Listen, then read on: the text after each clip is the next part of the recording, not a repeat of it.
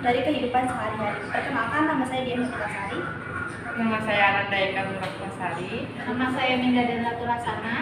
Nama saya Lia Rebecca Boko. Nama saya Werin Saputri Dintias. Mari kita simak pembahasan yang akan kita bahas.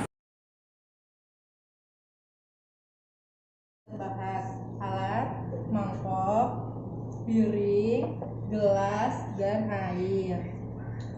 Bahannya tomat, kentang, wortel, dan buncis, beserta garam.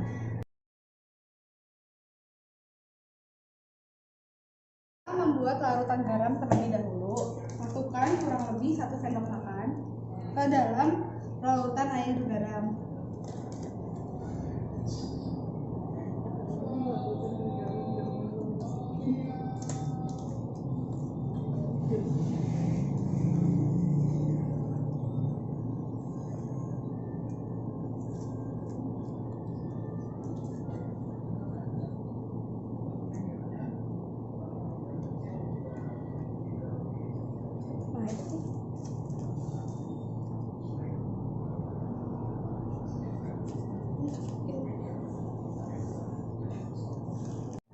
Kemudian garamnya kita aduk sampai larut.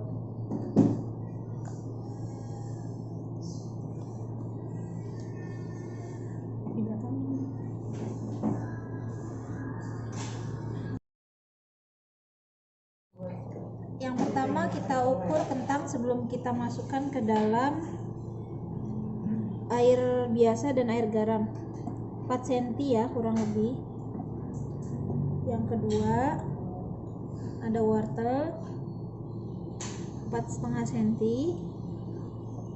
Yang ketiga ada buncis 5 cm ya. Terakhir tomat 6 cm atau sekepal tangan.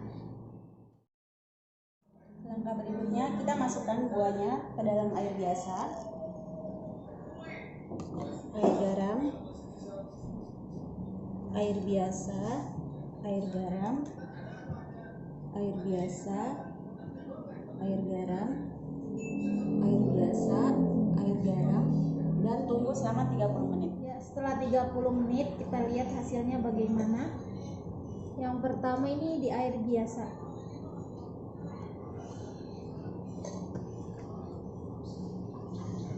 Ya, kita lihat dia masih sama ukurannya, tidak berubah. Teksturnya lebih keras daripada sebelumnya. Lalu kita lihat yang di air garam. Dia teksturnya lebih lembek, tidak kaku dan menciut. Berkurang ukurannya dari sebelumnya. Skip dulu. Yang kedua, wortel.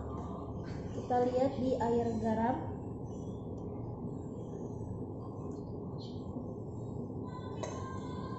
Teksturnya jadi layu, lebih menyusut, dan kita ukur dia berkurang ukurannya ya dari sebelumnya. Lalu di air biasa teksturnya sama, justru lebih keras dibanding sebelumnya, dan ukurannya masih sama. Lalu yang ketiga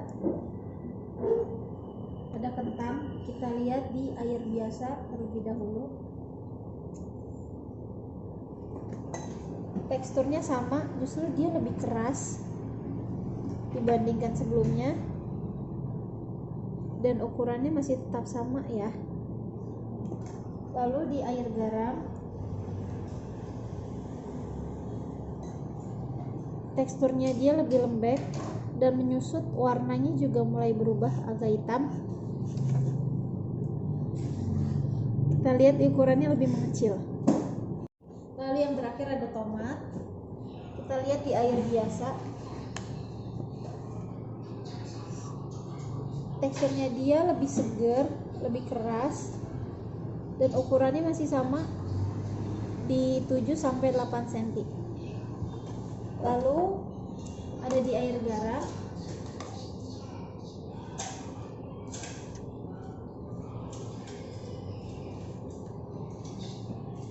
Di air garam, jika direndam dalam waktu 30 menit, teksturnya tidak banyak berubah, hanya agak sedikit layu dan lebih lembek.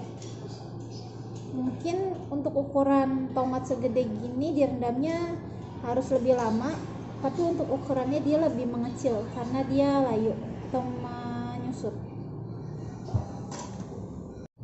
Dari percobaan yang diamati tadi adalah percobaan osmosis, yaitu perpindahan air melalui selaput yang bersifat semi-permeable.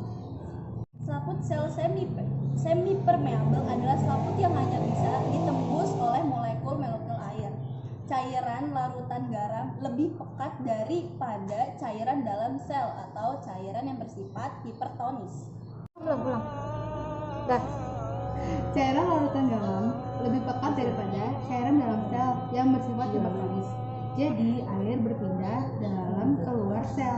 Itulah mengapa potongan kentang, buncis, wortel, dan tomat direndam dalam air jadi menyusut dan lebih lunak karena kentang, buncis, wortel kehilangan air dari dalam sel-selnya.